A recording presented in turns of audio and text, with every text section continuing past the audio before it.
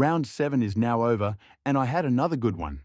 I'm getting back to where I was a few weeks ago, moving up over 2,000 ranks with a score of 2,260. So now, let's go over the team. Dane Zorko was back with a huge first half before he finished with 124 points. That was something I noticed a lot this round, actually. So many players had huge scores at three-quarter time and then had disappointing final terms. I'm talking about guys like Zorko, Petrarca, Bowie, Gawn, both of the Dacos brothers, Brayshaw, Zeri. These guys averaged well over 120, yet none of them scored 25 points in the last quarter. And then there was Jordan Dawson, who scored 100, despite not getting a single point in the fourth quarter against Freo. But back to Zorko. The Saints was always going to be a good matchup, but he was seriously hungry for the ball, demanding it from his teammates, right to the final siren. So good, Jaden Short scored 90, which is all right.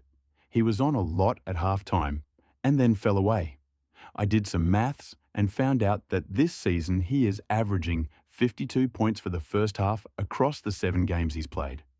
This is compared to the 38 he's averaging in the second half. It's a significant difference. Anyway, he's still doing fine. Someone who was awesome was Matt Roberts, who came in and scored 114, which is great and very unexpected. He was the opposite of the others I have talked about, with an incredible 81 points in his final half. That's 2 tons in a row for Roberts now, and he's finally proving why we all picked him at the start of the year. Now, unfortunately, my trade in Nick Martin wasn't great, scoring just 72. That ends my run of trading in guys for big scores, but he'll be fine in the long run, and the fact that I can play him forward or back is a big reason why I picked him. He started the game all right, but when the rain came in, it just wasn't good for his preferred game style of chip marking. He still took the equal most amount of marks for Essendon too.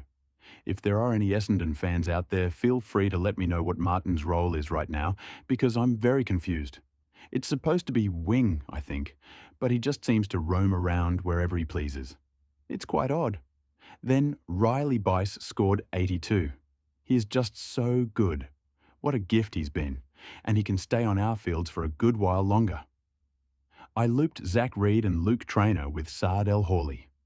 I took Traynor's score of 73 and ended up losing a grand total of 1 point as Reed scored 74.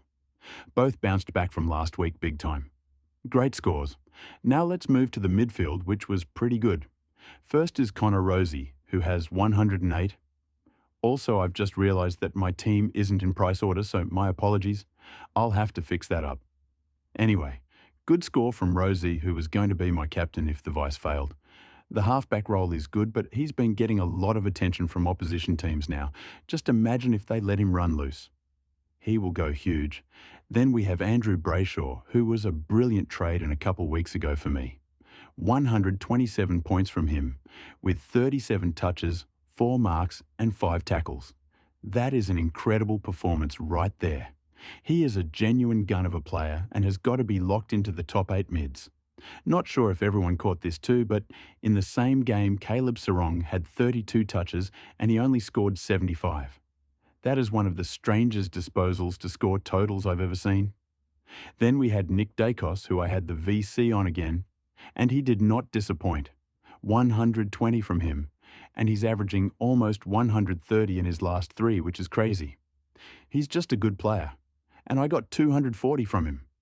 I've got to imagine that all 3 of the mids I've talked about will be top 8, but if you want to see my full best 22, become a YouTube member, and for those at the super sub level, I will release a rolling 22 list for you every month. Then we had Jack McRae, who scored a solid 95. He still hasn't turned up in a month, but he's fine there. Clayton Oliver has 88, and he's also been struggling in recent weeks. He's probably one of those guys who you hold and then trade at their buy, rather than wasting an upgrade on him now. Bailey Smith was amazing, and he turned it on big time in the last quarter to get to 132. He was my highest score for the week, and is proving that he should be the top forward this year. And yes, I know he's in my midfield. Then Adam Serra was all right for 91. He's just ultra consistent and has a really high floor. but we still haven't seen his ceiling this year, which is a shame. And I also traded in Hugh Boxall, who was a red dot. I used him to loop Lindsay on field for his awesome 98, and I'm so glad I held him. I got Boxall because I feel like he should come in for the Saints soon anyway, and I didn't want to pay up for rookie options that I didn't like. I also had the Ted Closey red dot, so I might have to move him on soon if I can afford it. And for the first time since round one, both of my rucks were really good. I was concerned on Thursday night after Gawn had the 139, but Tristan Xerri and Tom De Koning both stood up big time. Before I get to them, please make sure to subscribe. We are getting so close to 1,000 subscribers now, and hopefully this is the last time I have to say this, because I think we can get there this week. So yeah, please make sure you are subscribed, and now back to Tristan Xerri, who scored 122 points. Jordan's suite is usually a very difficult matchup too, so that's great to see. And he only had 3 tackles. But for the first time this season, he actually had a decent amount of kicks. He seems to be over that injury now, fingers crossed. And then Tom De Koning was someone who I did not expect much out of, and I was going to trade him if I didn't have to deal with Bergman. But he came out and had 115, including a 73-point first half, which I don't think anyone saw coming. But pretty much all of the rucks were great this week, apart from Briggs. Gawn obviously had the big one, but English and Meek also had scores over 120. And there were plenty like Marshall and Cameron who scored around the 100 mark. And the forwards were all right. They did enough. Jason Horne-Francis scored 89, which is less than we wanted but still okay. He needs to stop giving away frees though. He could have been at a ton otherwise. He is a weird one though.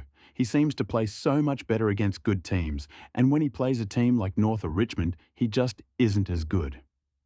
Isaac Rankin had 93, and I'm pretty happy with that. One I'm really happy with is Christian Petrarca, who scored 114, and is slowly proving that I wasn't an idiot for starting him. That's 3 tons in a row for him now. A lot of people traded him in for the Richmond matchup, and we knew it was going to be an instant sugar hit, which we discussed last week. It could have been even bigger too, but he only had 15 points in the last quarter. Still, I can't complain when he was scoring 70s a few weeks ago. Caleb Daniel is one who's slowed down a lot since the start of the season, just 75 for him. He might be struggling for a spot in my best 22 after this. But I won't be trading anytime soon. Levi Ashcroft had 65 points and Davidson had 51. Both solid, but I'll be looking to upgrade Davidson now, and even Ashcroft can probably go soon. On the bench, Murphy Reed scored just 36, so he can probably go soon too. And Caden Cleary bounced back with 82 points, which is awesome, and his cash gen can continue. And finally, my utility Connor Stone was also really good for 65 points as well, so 2,260. A round rank under 3,000, and my best of the year, sitting at 4,100, which is pretty good for this time of the year. My +3 could go to a lot of people, but I think I'll give it to Tom De Koning because a lot of people traded him, and I was expecting a 70. So for him to come out and score 117 was a very pleasant surprise. And the -3 will go to Nick Martin, who was pretty much the only guy who let me down this week. And it wasn't really even his fault, with the rain and all. It's funny how I had a good week even with probably my worst trades all year. Martin for 70 was no good, and then a red dot. But Marais was bad, and Bergman was awful, so I'm glad I at least got rid of them. But just an all-round good performance with my team. As I said, Martin was the only one who was really disappointing. And I had plenty of ceiling scores which I was calling out for last week. 5 scores over 120 and 8 over 110. Let's have a look at the rankings, and then I'll go over the trades that I'll be looking at. So overall, it is still Jacob in front, for about the 6th week straight. He's got a commanding lead on the rest of the comp, as he's more than 100 ahead of second place and 700 ahead of me. And the highest score for the round was a 2,414 by Kim, which is just insane. In the Open League, of course, Jacob still leads, but we also have plenty of people right up there. Roy and Calvin from the Traders are having great years. They both had big scores this round, and Calvin is up to 141, so hopefully he can win a hat. We also have Tim and David both ranked inside 300, and Lucas ranked inside 400. And there are now 32 people ranked inside 5,000, which finally includes me again, as I've crept back up to 29th place, which isn't great. By the end of the season, I'd like to at least be in the top 10, hopefully even better. But we'll see, because it's not looking likely so far. But now let's have a quick look at my trades. As I mentioned before, Sam Davidson will probably go, and with the cash on his head, I can probably get a nice upgrade. And then it's probably Murphy Reed who goes too, and with him, I will be able to get a good premium in and get a rookie off field. However, this actually doesn't give me heap to work with. I don't really want to be working in this price range. Maybe I could get a Sarong or Josh Dacos, but I'd rather get those guys priced just over 100 who can go big, like Tom Green and Harry Sheasel. So what I actually might consider doing is trading Levi Ashcroft and Sam Davidson. Then I could get right to the top. And Sheasel seems to have gone back on the halfback, so he's probably the guy I target. In terms of the rookies, there are pretty much none. And I've already got Boxshall, so if he gets named, I can't even go to him. I'm going to need some good debutants this week, hopefully. I'll be back on Thursday, but that's all for today.